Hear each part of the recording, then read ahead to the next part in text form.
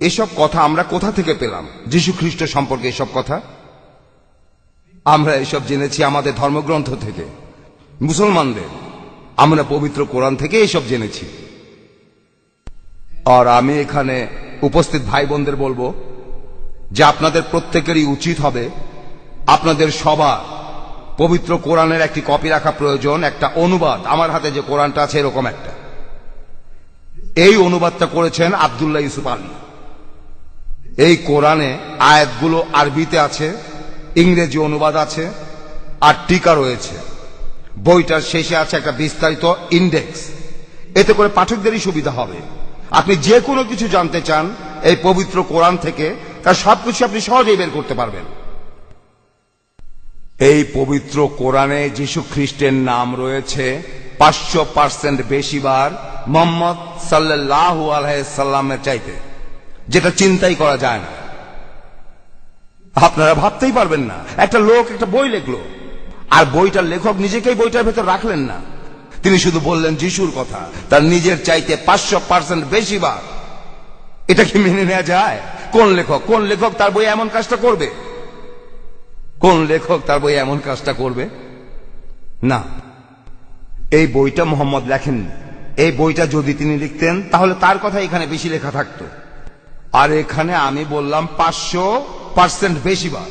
কেউ কি আমাকে বলতে পারবেন কতবার কোরআনে যীশু খ্রিস্টের নাম কতবার উল্লেখ করা হয়েছে? প্লিজ পারলে হাত তোলেন, চিৎকার করবেন না। যদি পারেন আপনার হাত তোলেন, বলতে পারলে আপনাকে এই বইটা উপহার দেব। কতবার বলা হয়েছে যিশুর নাম কোরআনে? কতবার আছে? আমি বলবো। হ্যাঁ বাবা বলেন। আপনি? 25 বার। হ্যাঁ হ্যাঁ 25 বার ঠিক বলেছেন। মোহাম্মদের নাম কোরআনে 5 বার আছে, সব মিলিয়ে 4 বার আছে মোহাম্মদ, আর 1 বার আছে আহম্মদ, যেটা আমাদের প্রিয় নবী মোহাম্মদের আরেকটি নাম। সব মিলিয়ে 5 বার। যিশু 25 বার। হযরত মূসা আলাইহিস সালাম আমরা এই নামে ডাকি মোজেস, আল্লাহর নবী মোজেস। আমার মনে হয় না কেউ বলতে পারবে এই বইতে তার নাম কতবার বলা হয়েছে। তিনি নাকি ইহুদিদের নবী। না না, তিনি আমাদেরও নবী। কিন্তু লোকজন তারা বলে যে মূসা ইহুদিদের নবী। ঠিক আছে, তিনি ইহুদিদের নবী। কোরআনে মূসার নাম কতবার উল্লেখ করা হয়েছে? যদি আপনাদের কেউ বলতে পারেন, এই বইটাই তাকে উপহার দেব।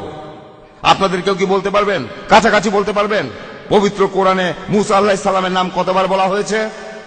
এখানে আমি বলবো। আমি কতবার? 52 বার। 52 বার। আর কেউ বলবেন? যদি কেউ পারেন, লেকচার শেষে কোরআনটা তাকে উপহার দেব। যদি কেউ সঠিক নম্বরটার চাইতে 10 কম বা বেশি বলেন তাহলেও চলবে। সঠিক নম্বরটার দরকার নেই। কোনো চেঁচামেচি করবেন না, শুধু আপনার হাত তুলুন। আমি। আপনি? 100 বার। হ্যাঁ 100 বার। 100 বার না, আপনি? 20 বার। হ্যাঁ 20 বার। আর একজন বললেন 20, একজন বললেন 20। আর কেউ কি বলবেন? না, আমার মনে হচ্ছে কোরআনটা দক্ষিণ আফ্রিকায় নিয়ে যেতে হবে। সব মিলিয়ে 136 বার। সব মিলিয়ে 136 বার মূসা আলাইহিস সালামের নাম এই বইতে আছে।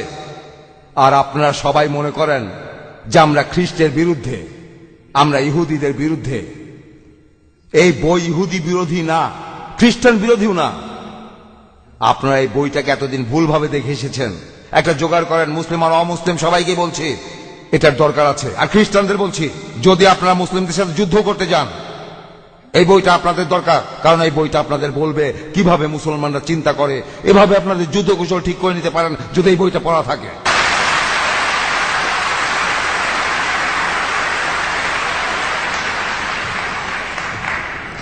তাহলে মুসলিমদের বইটা দরকার। আর আমি এখানে মুসলিমদের বলবো এই বইটা জোগাড় করেন যত তাড়াতাড়ি সম্ভব।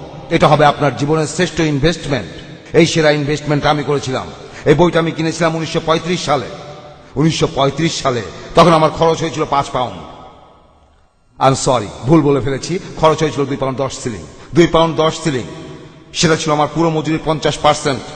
আমার মান্থলি বেতনের পুরো অর্ধেক। মাসে 5 পাউন্ড বেতন পেতাম, তার 2 পাউন্ড 10 সিলিং এখানে খরচ করলাম, অর্ধেক। এই নিয়ে মনে কোনো দুঃখ নেই। আমি ভুল করিনি, আমার জীবন বদলে গেল। আর সারা জীবন ধরে এই যে দাওয়া দিয়ে যাচ্ছে সবই হয়েছে এই বইটার কারণে। জোগাড় করেন। এখানে উপস্থিত সবাইকে বলছি, আবারও বলছি, এই বইটা আপনারা পড়েন। আর শেখ আহমেদ দিদাত, আমি তাকে বললাম, আঙ্কেল 1987 সালে প্রথম দেখা করি, আমি তার ড্রাইভার ছিলাম, চালক, যেখানে যেতেন আমি নিয়ে যেতাম যাতে সময়টা বেশি পাই। বললাম, আঙ্কেল আপনি কেন এত এগ্রেসিভ? তিনি বললেন, বাবা আমি এগ্রেসিভ না, আমি মিলিট্যান্ট। মিলিট্যান্ট। দিদাত আমাকে দিলেন টাইটেল, প্রথমে দিলেন দিদাত প্লাস, তারপর আবার যখন দেখা হলো, বাবা তারা তোমাকে গালমন্দ করছে, অভিশাপ দিচ্ছে, তুমি হাসছো, আবার টাইটেল দিলেন। আমার যা করতে লেগেছে 40 বছর, তুমি তা করে ফেলেছো 4 বছরে। আমি নিজে আমার নিজের কথা, যদিও নিজেকে বড় মনে করি না, তবে আলাদা। এ কারণে যারা আমার শৈশব দেখেছে তারা আমাকে জানে আমি তোতলা ছিলাম। যখন কেউ বলতো তোমার নাম কি, আমি বলতাম যা যা যা যা জাকি, এরকমই ছিলাম। শৈশব থেকে আমি তোতলা। শেখ আহমেদ দিদাতের দ্বারা অনুপ্রাণিত হয়ে মেডিকেল কলেজে পড়ার সময় পৃথিবীর সেরা ডাক্তার হওয়ার স্বপ্নটাই দেখতাম। কখনো চিন্তাও করিনি যে 25 জন লোকের সামনে কথা বলবো, এই অবস্থা ছিল ডক্টর জাকির নায়েকের। স্বপ্ন দেখতাম পৃথিবীর সেরা ডাক্তার, বড় সার্জন হওয়ার। কখনো স্বপ্নেই ভাবেনি। স্বপ্নের ক্ষেত্রে যে কোনো স্বপ্ন আপনারা দেখতে পারেন, তবে 25 জনের সামনে কথা বলার মতো স্বপ্ন আমি কখনো দেখিনি। আলহামদুলিল্লাহ, আল্লাহ সুবহানাহু ওয়া তাআলার সাহায্যে শেখ আহমেদ দিদাতের দ্বারা অনুপ্রাণিত হয়ে এখন আল্লাহর ভৃত্য অনুগত, মাশাআল্লাহ। কথা বলি শত শত, হাজার হাজার, লাখ লাখ লোকের সামনে, মাশাআল্লাহ। এখানে দেখতে পাচ্ছেন 1 লাখেরও বেশি। শেখ আহমেদ দিদাতের দ্বারা অনুপ্রাণিত হয়ে ইসলামিক রিসার্চ ফাউন্ডেশন প্রতিষ্ঠা করলাম। বক্তা হওয়ার জন্য না, বক্তা তৈরি করার জায়গা করেছি। রাজা হতে পারবো না, রাজা তৈরি করবেন। আমি বক্তা হতে পারবো না, তাই বক্তা তৈরির জন্য অর্গানাইজেশন করেছি। আল্লাহর পরিকল্পনা ছিল, প্রথম বক্তা কথা বলতে পারছিলেন না, আমি বাধ্য হয়ে মঞ্চে গেলাম।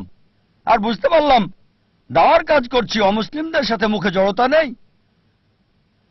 যখন মুসলিমদের সাথে কথা বলছি তখন আছে, অমুসলিমদের সাথে কথা বলে তোতলাই না আমি। যখন স্টেজে যাই,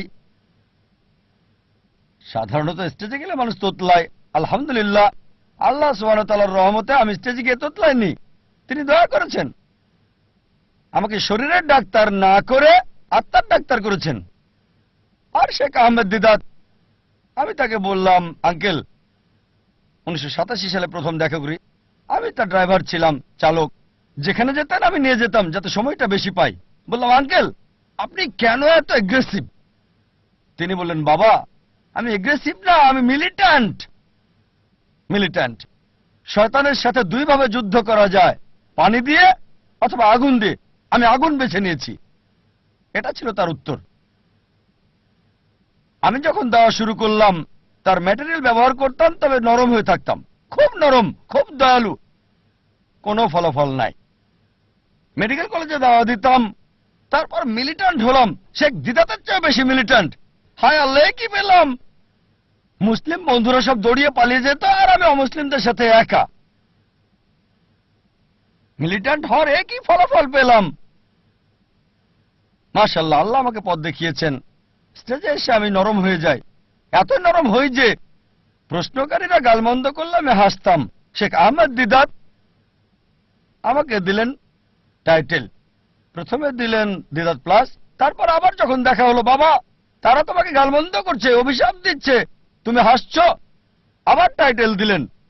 আমার যা করতে লেগেছে 40 বছর, তুমি তা করে ফেলেছো 4 বছরে।